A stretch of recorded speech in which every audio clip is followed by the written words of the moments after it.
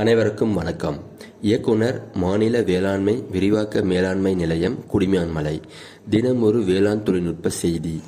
விதை சேமிப்பிற்கு முன் கையாள வேண்டிய முறைகள்.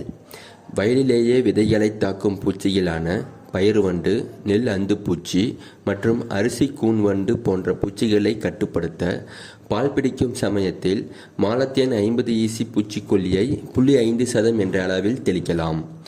கதிரடிக்கும் களங்கள் விதை சேமிப்பு அறைகளுக்கு மிக அருகாமையில் இருக்காமல் பார்த்துக்கொள்வதோடு, கலப்புகளை தவிர்க்க சிதறிய விதைகளை உடனடியாக சுத்தம் செய்து அப்புறப்படுத்த வேண்டும்.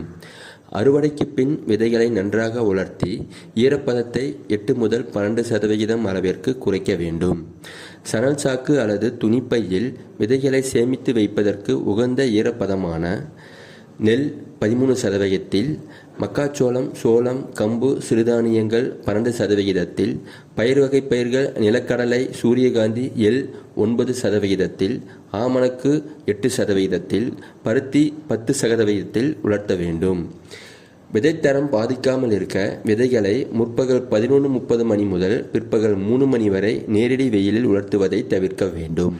இச்சமயத்தில் அதிக வெப்பம் மற்றும் புற ஊதா கதிர் வீச்சு இருப்பதால் விதைத்தரம் பாதிக்கப்படும். நன்கு சுத்தம் செய்யப்பட்டு கல், தூசி நீக்கிய விதைகளை புதிய சாக்கு பைகளில் சேமிக்க வேண்டும்.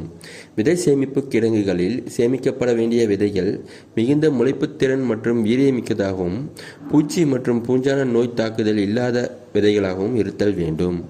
விதையை சேமிப்பின் போது பூச்சி மற்றும் பூஞ்சான தாக்குதலில் இருந்து தவிர்க்க விதை நேர்த்தி செய்து சேமிக்க வேண்டும்.